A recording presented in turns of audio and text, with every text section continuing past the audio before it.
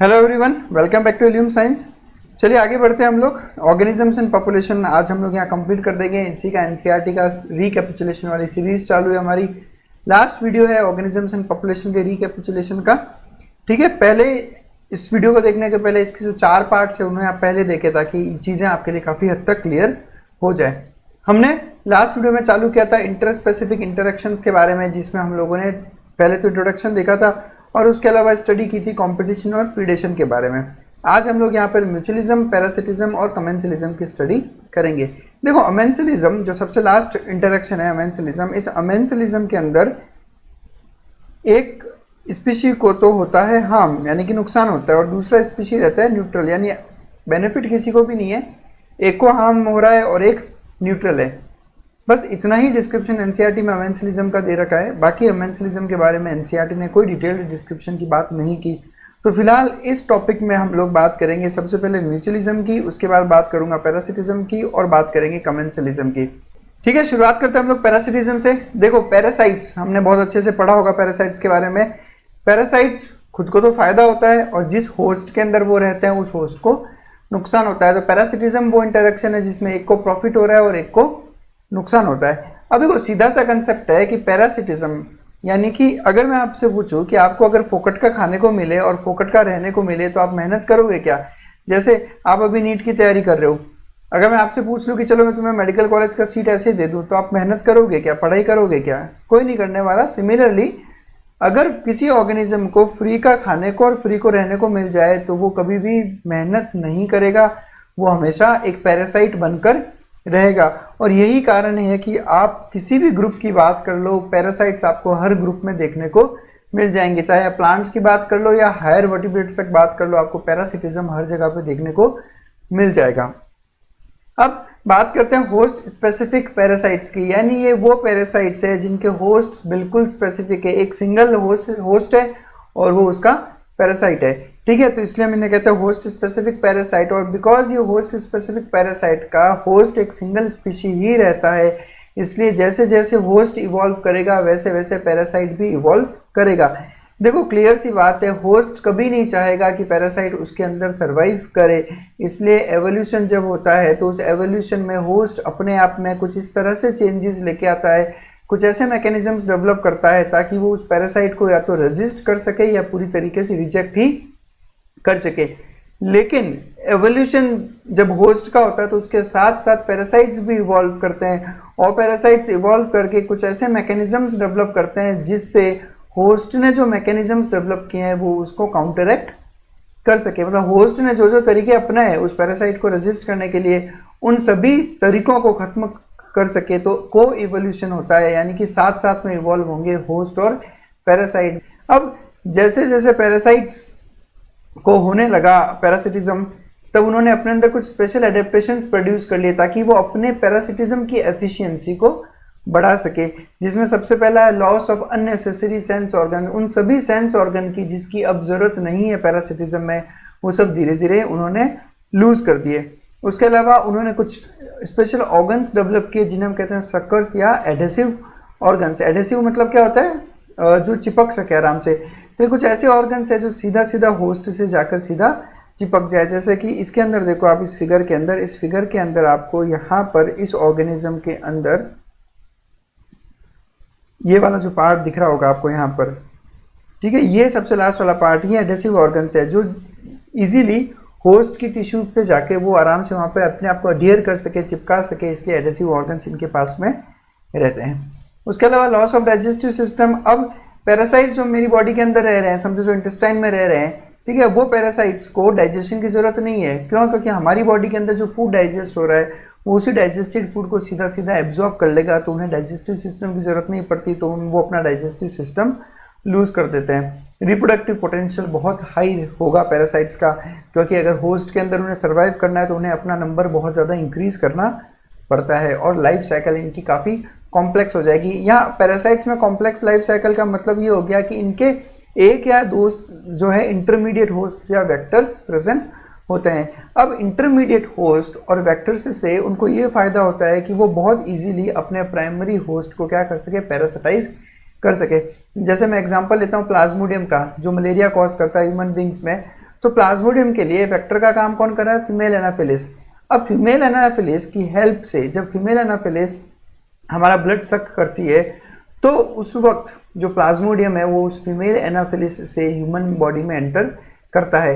तो उस वेक्टर की वजह से जो है पैरासाइट को आसानी हुई अपने होस्ट में एंटर करने में। तो अपना जो पैरासिटाइजेशन है उसको फैसिलिटेट करने के लिए वो या तो 1 से 2 इंटरमीडिएट होस्ट या फिर वेक्टर्स होते हैं उनके पास में, और कॉम्प्लेक्स लाइफ साइकिल होती है इनकी।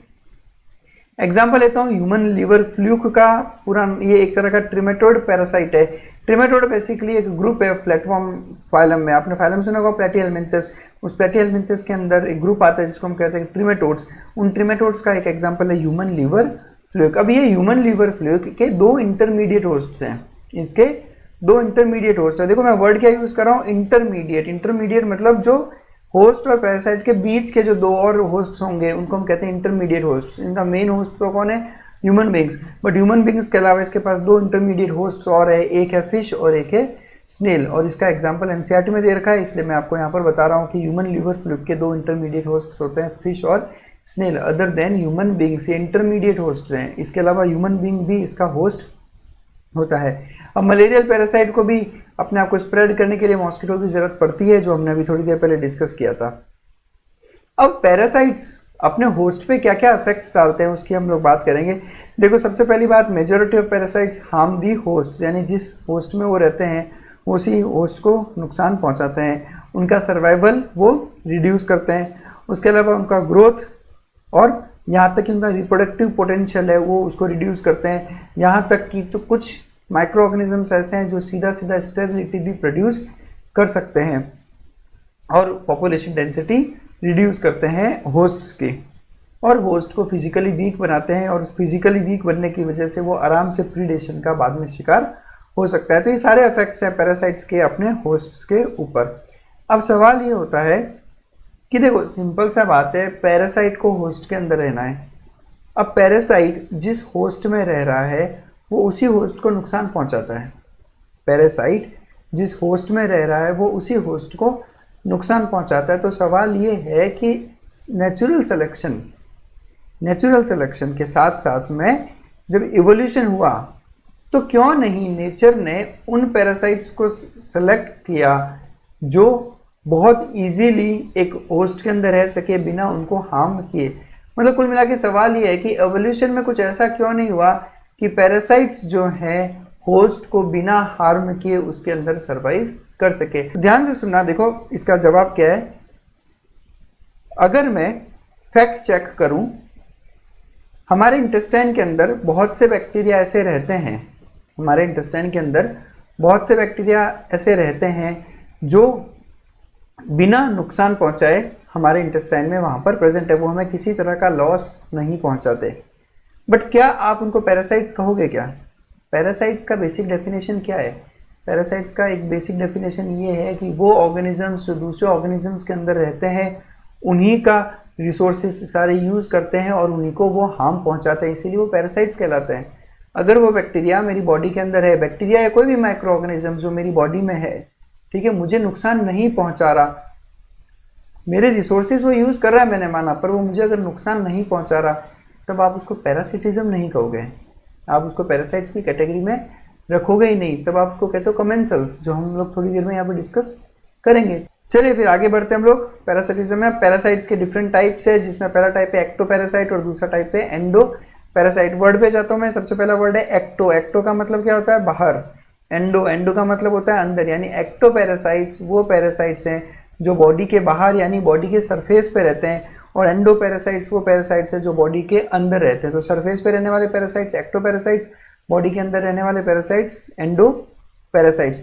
एक्टो पैरासाइट्स के अगर मैं एग्जांपल देखूं तो आपने सुना होगा ह्यूमन बींग्स के सर पे बहुत सी लाइस, जिसको आप जुएं बोलते हैं, वो जुएं ह्यूमन बींग्स के जो सर पे रहती है, स्काल्प पे रहती है, तो वो एक्टो पैरासाइट का एग्जांपल है।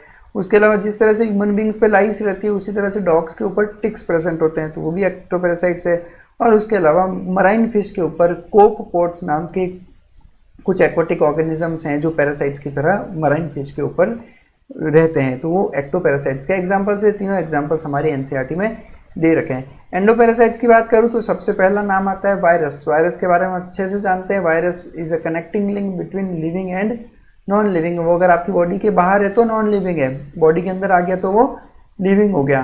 तो दैट्स हाउ वायरस एक्ट्स। तो वायरस तो टोटल एंडोपैरासाइट्स की कैटेगरी में आते हैं। उसके अलावा राउंडवॉर्म्स भी आपने पढ़े होंगे, एंडोपैरासाइट्स हैं। और उसके अलावा प्लाज्मोडियम जो हमारे आरबीसी और लीवर के अंदर रहता है वो भी एंडोपैरासाइट्स की कैटेगरी में आता है। अब बिकॉज ये आपकी बॉडी के अंदर रहेंगे इसलिए इनका लाइफ साइकिल और ज़्यादा कॉम्प्लेक्स हो गया है। क्यों? क्योंकि इनमें बहुत एक्सट्रीम स्पेशलाइजेशन हो जाता है। एवोल्यूशन के साथ साथ धीरे धीरे इनमें वो सभी ऑर्गन्स जिनकी इन्हें अब ज़रूरत नहीं है, जैसा हमने थोड़ी देर पहले डिस्कस किया था, वो धीरे धीरे खत्म होने लगते हैं। तो ये जो स्पेशलाइजेशन इनमें बहुत ज़्यादा आती रहती है इसलिए इनकी लाइफ साइकिल बहुत ज़्यादा कॉम्प्लेक्स है। और मॉर्फोलॉजिकल और एनाटॉमिकल स्ट्रक्चर्स उतने ज़्यादा सिंप्लीफाइड है। सिंपल सा कंसेप्ट हमने थोड़ी देर पहले देखा था कि लॉस ऑफ डाइजेस्टिव सिस्टम ही हो गया उनका डाइजेस्टिव सिस्टम ही लॉस हो चुका है। तो उनके जितने भी मॉर्फोलॉजिकल और एनाटॉमिकल स्ट्रक्चर्स है वो बिल्कुल सिंप्लीफाइड हो जाते हैं, कॉम्प्लेक्स नहीं रहते। लेकिन लाइफ साइकिल ज़रूर इनकी कॉम्प्लेक्स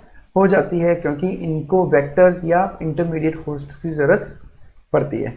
और रिप्रोडक्टिव पोटेंशियल हमने थोड़ी देर पहले देखा था कि काफ़ी ज़्यादा रहता है। अब बात करते हैं प्लांट पैरासाइट्स की, यानी ऐसे पैरासाइट्स जो प्लांट है उनको हम कहते हैं प्लांट पैरासाइट्स। और उनमें सबसे अच्छा एग्जांपल है कस्क्यूटा या डॉडर, जिसको हिंदी में हम कहते हैं अमरबेल। या आपने इस तरह की अमरबेल बहुत जगह देखी होगी आपने। कस्क्यूटा एक ये टोटल स्टेम एक्टोपैरासाइट है, ठीक है, स्टेम पैरासाइट है ये, ठीक है। अब ये बेसिकली इसका जो होस्ट रहता है वो होस्ट है हेज प्लांट्स।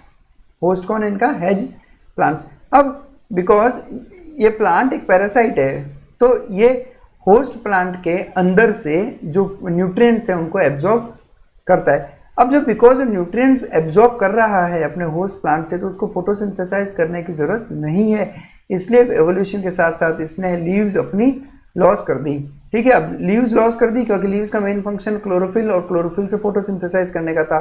तो जब वो उन्होंने लॉस ही कर दिया, ठीक है, तो उन्हें क्योंकि अभी इन्हें फोटोसिंथेसिस की जरूरत नहीं तो इन्होंने अपनी लीव्स को लॉस्ट कर दिया क्योंकि ये न्यूट्रिशन डायरेक्ट अपने होस्ट प्लांट से ले लेता है, तो ये फोटोसिंथेसाइज कभी भी नहीं करते।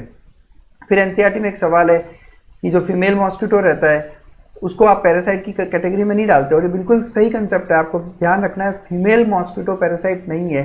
पैरासाइट कौन है? प्लाज्मोडियम, जो मलेरियल पैरासाइट जिसको आप कहते हो, तो प्लाज्मोडियम पैरासाइट है फीमेल मॉस्किटो, जिसकी हेल्प से प्लाज्मोडियम आपकी बॉडी में एंटर करता है, वो पैरासाइट नहीं है, जबकि वो आपका खून चूसता है अपने रिप्रोडक्शन के लिए।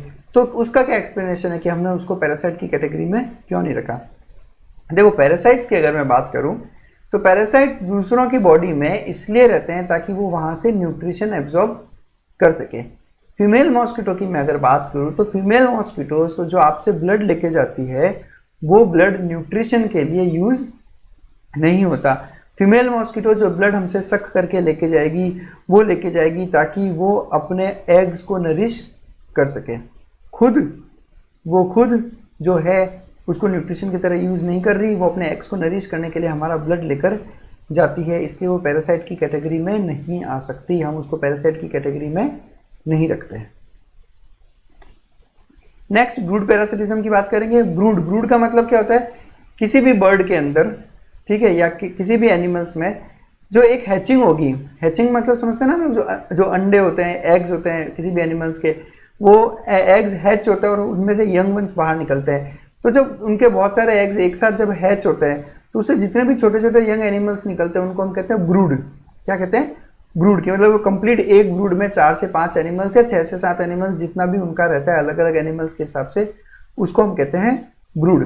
तो ब्रूड पैरासिटिज्म में क्या होता है? बेसिकली 2 बर्ड्स होती है जिसमें से एक होती है पैरासाइट बर्ड, और ये पैरासाइट बर्ड जो है अपने अंडे होस्ट बर्ड की नेस्ट के अंदर ले जाकर रख देती है। बर्ड बी की बात करता हूँ, ये एक होस्ट बर्ड है और इस होस्ट बर्ड के जो नेस्ट है उस नेस्ट के अंदर जो एग्स है उन एग्स के अंदर पैरासाइट बर्ड ने अपने एग्स ले जाकर रख दिए।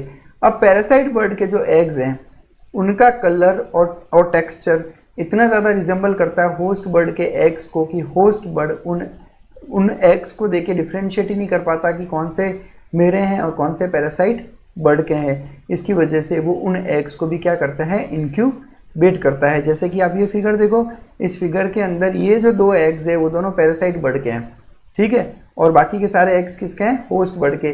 लेकिन इनका कलर, टेक्सचर और इतना ज़्यादा सिमिलर है कि होस्ट बर्ड को पता नहीं चल पाता कि उसके एग्स कौन से हैं, जिसकी वजह से वो दूसरे एग्स को भी इंक्यूबेट कर देती है।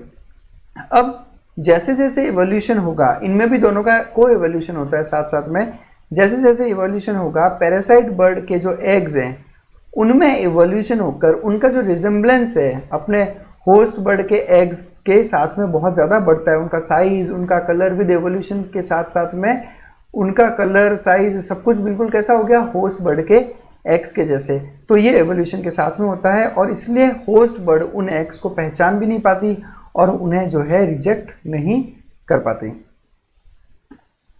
एग्जाम्पल्स की मैं बात करूं तो इसका सबसे फेमस एग्जाम्पल है कुकू और क्रो का। कुकू हम लोग कोयल को बोलते हैं, तो कोयल जो है, कोयल इसमें पैरासाइट बर्ड की तरह काम करती है। कोयल अपने अंडे ले जाकर क्रो के नेस्ट में रख देती है और क्रो बाद में उनको इंक्यूबेट करता है।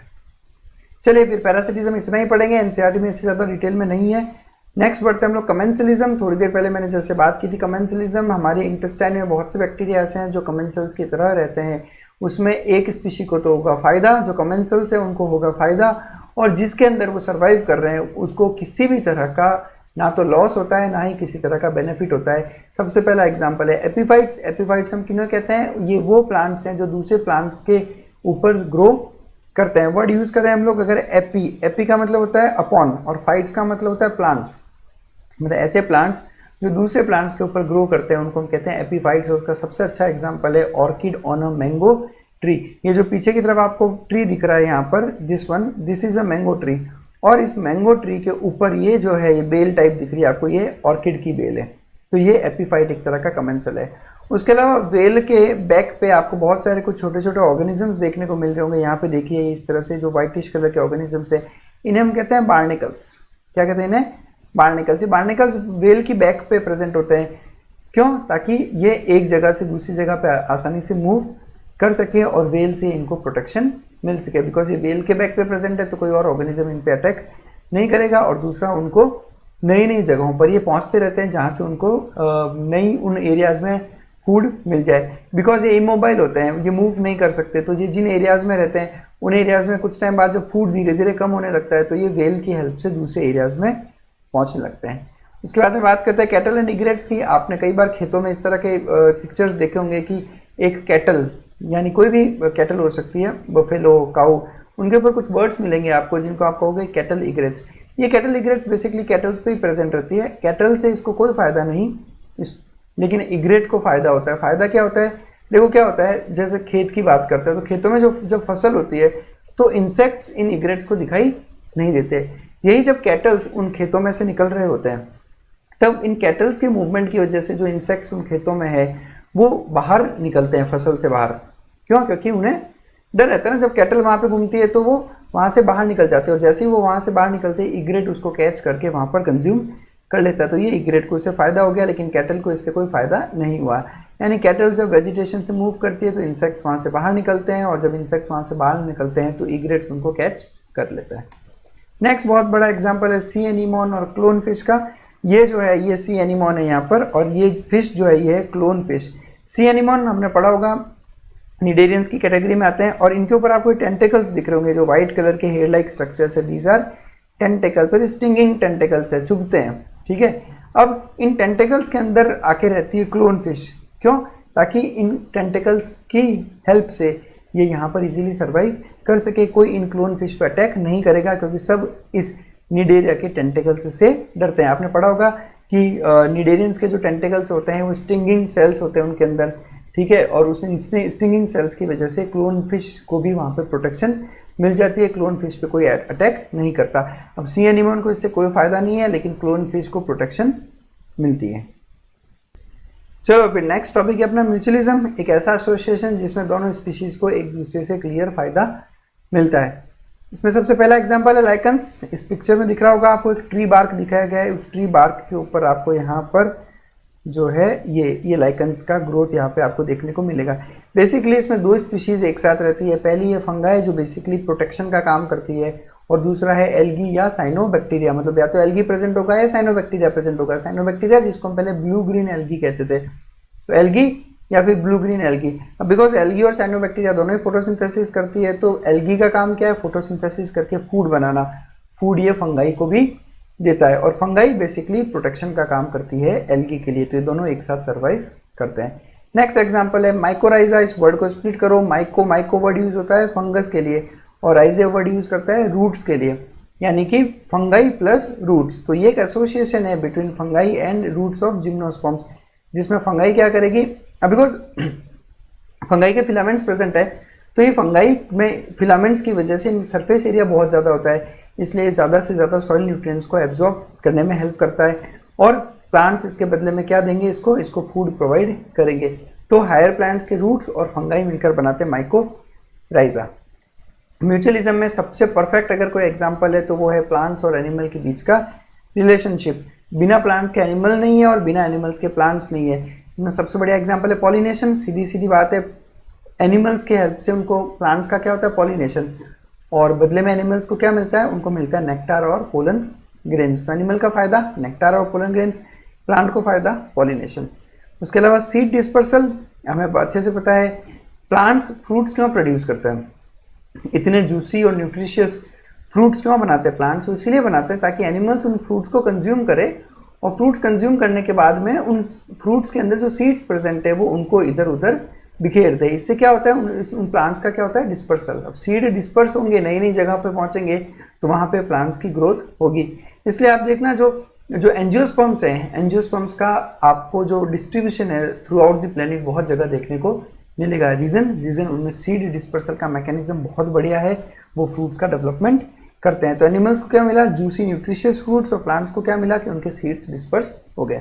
लेकिन प्लांट्स को बच के रहना है किनसे, चोरों से। चोर कौन, तो चीटर्स होते हैं। कुछ ऐसे इंसेक्ट्स भी हैं जो पॉलिनेशन नहीं करते लेकिन नेक्टार चुरा कर ले जाएंगे। वो आएंगे, नेक्टार कंज्यूम करेंगे लेकिन पॉलिनेट नहीं करते, तो वो बेसिकली चीटर्स की कैटेगरी में आते हैं। अब प्लांट्स जो है उनको इन चीटर्स से बच के रहना पड़ेगा, इसलिए जो है इनमें एवोल्यूशन के साथ में कुछ धीरे धीरे चेंजेस आते हैं ताकि इस तरह के चीटर्स से वो प्रिवेंशन उनको मिल सके। अब प्लांट एनिमल के जो इंटरेक्शंस है इनमें बेसिकली को एवोल्यूशन साथ साथ में चलता रहता है। जैसे जैसे फ्लावर जो है वो इवॉल्व करेगा, साथ साथ में पॉलिनेटर स्पीशी भी इवॉल्व करती है। और इनमें जो एग्जाम्पल्स है उनमें सबसे बढ़िया एग्जाम्पल है फिग ट्री का। फिग बेसिकली अंजीर को कहते हैं, जो अंजीर का पेड़ होता है उसका सीधा सीधा रिलेशनशिप चलता है, 1-to-1 रिलेशनशिप। 1-to-1 मतलब डायरेक्ट रिलेशनशिप है दोनों के बीच में। दोनों कौन, एक तो इंसेक्ट जिसका नाम है वास्प और दूसरा फिग ट्री। हर फिग ट्री का एक पर्टिकुलर स्पेसिफिक वास्प है जो उसको पॉलिनेट करेगा। उस वास्प के अलावा कोई और वास्प उस फिग ट्री को पॉलिनेट नहीं कर सकता। ठीक है, अब जैसे फिगर है, इस फिगर में आपको दिख रहा होगा कि इस फ्रूट के अंदर आपको किस तरह से वास्प इंसेक्ट्स दिख रहे होंगे। आपको यहाँ देखिए, ये वास्प के इंसेक्ट्स हैं। ठीक है, अब फीमेल की जो वास्प स्पीशी है वो देखो किस तरह से काम करती है। सबसे पहले तो वो जो सीड्स डेवलप हो रहे हैं उन डेवलपिंग सीड्स में अपने एग्स ले कर देगी।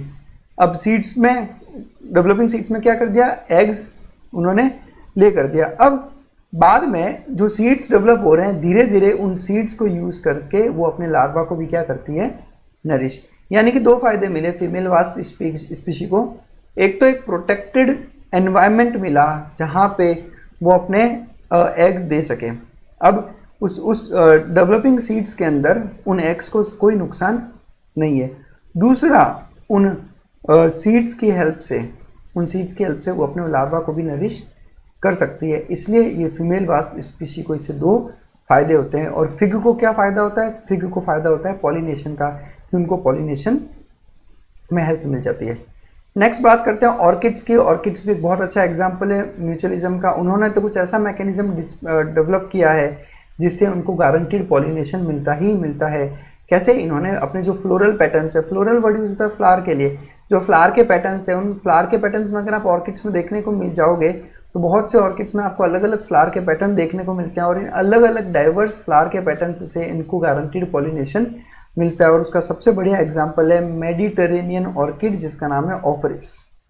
मेडिटेरेनियन ऑर्किड, ऑफरिस नाम है इसका। ये एक मैकेनिज्म यूज करती है जिसको हम कहते हैं सेक्सुअल डिसीट। डिसीट मतलब होता है धोखा करना एक तरह से। तो सेक्सुअल डिसीट की हेल्प से वो अपना पॉलिनेशन करवाती है by some species of bee. कैसे करवाती है बेसिकली देखो, इसका जो फ्लावर है उस फ्लावर का एक पेटल, उस फ्लावर का एक पेटल बिल्कुल रिजेंबल करता है उस बी की फीमेल स्पीशीज जैसा।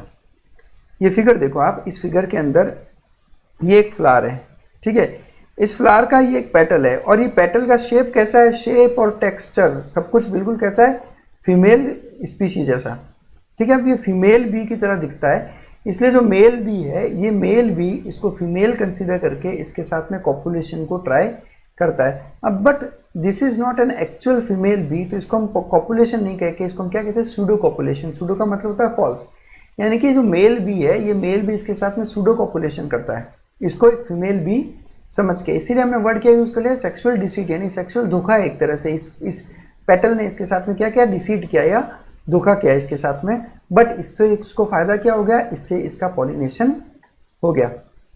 अब one petal of its flower bears an uncanny resemblance to the female of the bee in size, colour and markings. आप इस फ्लावर के पेटल को देखो, इसके ऊपर जो मार्किंग्स प्रेजेंट है वो देखो, बिल्कुल कैसी है, फीमेल बी जैसे, साइज, कलर, सब कुछ।